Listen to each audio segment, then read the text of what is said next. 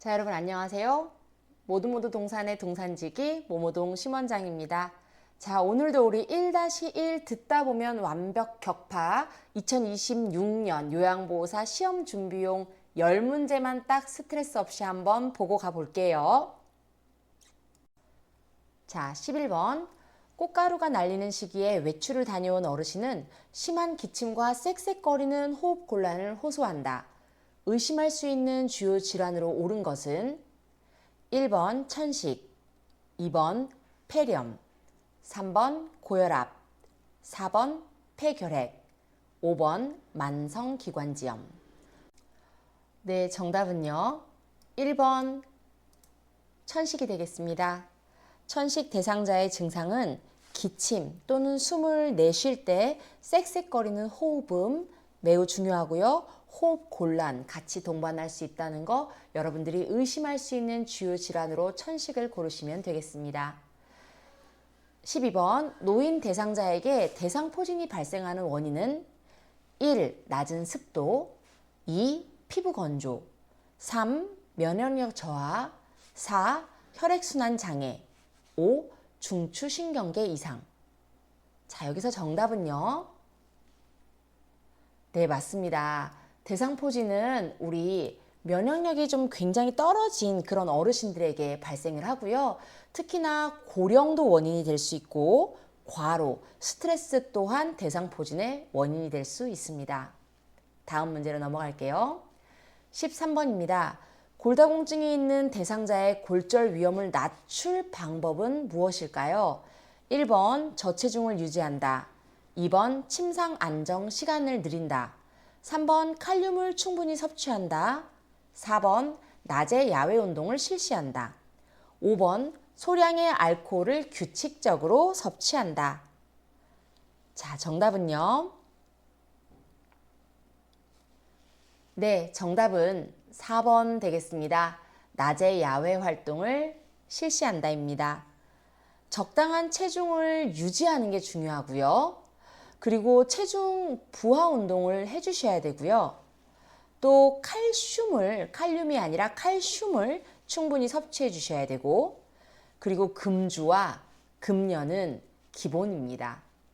그래서 정답은 낮에 햇빛을 쬐는 야외 운동을 하는 것이 추천될 수 있는 방법이 되겠습니다. 14번으로 넘어갈게요. 고혈압 대상자의 혈압약 복약 돕기 방법으로 옳은 것은 1. 필요에 따라 약을 중단한다. 2. 혈압이 상승할 때만 복용한다. 3. 두통이 있을 때 복용을 중단한다. 4. 증상이 발생한 경우에만 복용한다. 5. 증상이 없더라도 꾸준히 복용한다. 자, 14번 정답은요. 네, 정답은 5번이 되겠습니다. 우리 고혈압 대상자들 같은 경우에는 내가 혈압약 복약을 증상이 있던 없던 꾸준히 복용하는 게 굉장히 중요해요. 내가 임의적으로 혈압약을 끊으시면 안 된다는 거, 필요에 따라서 먹었다가 괜찮은 것 같으니까 복용하지 않았다가 그러시면은 오히려 더 위험할 수 있는 상황이 있을 수 있기 때문에 언제나 복약은 의사랑 상의하시고 하시기 바랍니다. 15번 대상자의 올바른 식사 자세 돕기로 옳은 것은 1. 의자 끝부분에 걸터 앉게 한다. 2. 등받이가 없는 의자에 앉게 한다. 3. 식탁에 팔꿈치를 올릴 수 있도록 한다. 4. 대상자의 발바닥이 바닥에 닿지 않게 한다. 5. 식탁의 윗부분이 대상자의 명치 높이에 오게 한다. 자, 올바른 식사 자세 돕기로 옳은 것은 정답은요. 네, 15번의 정답은 3번입니다. 우리 식탁에 팔꿈치를 올릴 수 있도록 하고 식사를 하시게 하는 게 맞고요. 1번 같은 경우에는 의자에 깊숙이 앉으셔야 되지 끝부분에 이렇게 걸터 앉게 하는 것은 바람직하지 않습니다. 등받이가 없는 의자보다는 등받이가 있는 의자가 굉장히 안전하고요. 없는 의자는 피하시는 게 좋고요. 대상자의 발바닥이 바닥에 닿지 않게 한다는 것보다는 대상자가 안정적으로 의자에 앉으실 수 있게 발바닥이 닿을 수 있는 의자여야 합니다. 마지막으로 식탁의 윗부분이 명치에 오는 게 아니라 대상자의 배꼽 높이에 오는 것이 가장 좋습니다. 16번으로 넘어갈게요. 대상자의 투약 돕기 방법 중 주의사항으로 옳은 것은 무엇일까요? 1번 유효기간이 지난 약은 냉장 보관을 한다. 2번 처방된 이외의 약은 섞어주지 않는다. 3번 잘못 복용했을 경우 구토를 하게 한다. 4번 약을 삼키지 못할 때 약을 갈거나 쪼갠다. 5번 빠른 흡수를 위해 알약을 분쇄해서 복용한다. 자, 16번의 정답은요?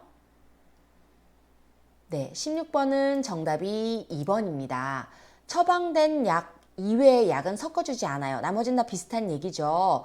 우리가 대상자가 혹시나 약을 잘못 드셨다고 해서 일부러 구토를 하게 한다거나 이런 거 오히려 더 위험해질 수 있고요. 잘못 복용했을 때는 전문가에게 즉시 얘기하거나 시설장에게 보고를 하셔야 되고요. 약을 내가 임의로 분쇄하거나 갈거나 쪼개지 않습니다. 그 이유는 약이 그때그때마다 이 약들에 따라 성분이 흡수돼야 되는 게 다른 것들이 있어요. 그래서 우리가 임의적으로 보관하지는 않고요. 유효기간이 지난 약은 절대 사용하지 않습니다. 가까운 약국에 주시면 좋겠습니다. 17번 유치도뇨관을 삽입하고 있는 대상자의 돕기 방법으로 옳은 것은 무엇일까요? 1번 소변량을 매 2~3시간마다 확인한다. 2번 유치도뇨관이 밖으로 새면 즉시 세척 후 교환한다. 3번 아랫배가 아프다고 하면 도뇨관을 잡아당겨 제거한다. 4번 도뇨관이 빠질 수 있으므로 움직이지 못하게 한다. 5번 감염을 예방하기 위해 소변 주머니를 방광 위치보다 높게 한다. 자, 17번의 정답은요? 네, 정답은 1번이 되겠습니다. 유치도뇨관을 삽입하고 있는 대상자를 돌보는 데 있어서요. 소변량을 매 2~3시간마다 확인하는 것은 매우 중요하고요. 유치도뇨관을 즉시 세척 교환 등의 행위는 우리가 하는 게 아니라 간호사에게 혹시나 유치도뇨관이 밖으로 새게 되면 간호사나 시설장에게 즉시 보고하는 게 원칙이고요. 아랫배가 아프다고 하시면은 도뇨관을 우리가 강제로 뽑는 게 아니라 강제로 뽑게 되면은 도뇨 점막이 손상될 수 있으니까 이거는 2번과 같이 간호사, 간호조무사 선생님한테 말씀하시는 게 더 바람직하겠습니다. 도뇨관이 빠질 수 있으니까 움직이지 못하게 하면 안 돼요. 침대에서도 자유로이 움직일 수 있고요. 보행도 당연히 하실 수 있습니다. 마지막으로 감염을 예방하기 위해서 소변 주머니를 방광 위치보다 높게 하는 것, 방광 위치보다 높게 두지 않는 게 정답입니다. 18번으로 넘어갈게요. 의치를 사용할 때 돕기 방법으로 옳은 것은 무엇일까요? 1번 끓는 소독물에 의치를 헹군다. 2번 아래쪽 의치를 뺀 후 위쪽 의치를 뺀다. 3번 의치를 끼울 때는 아랫니를 먼저 끼운다. 4번 의치 삽입 전 부드러운 칫솔로 잇몸을 닦아준다. 5번 대상자의 구강 점막에 상처나 염증이 있는지 확인한다. 자, 18번의 정답은요? 네, 18번은 5번이 정답이 되겠습니다.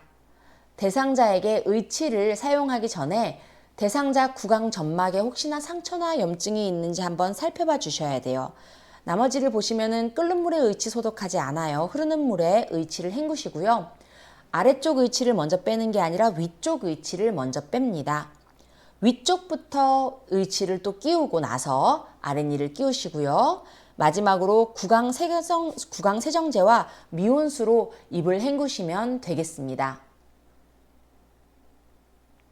19번 가파른 내리막길에서 휠체어를 타고 있는 대상자의 이동을 돕는 방법은 1번 휠체어를 앞으로 하여 똑바로 내려간다. 2번 휠체어를 뒤로 돌려 지그재그로 내려간다.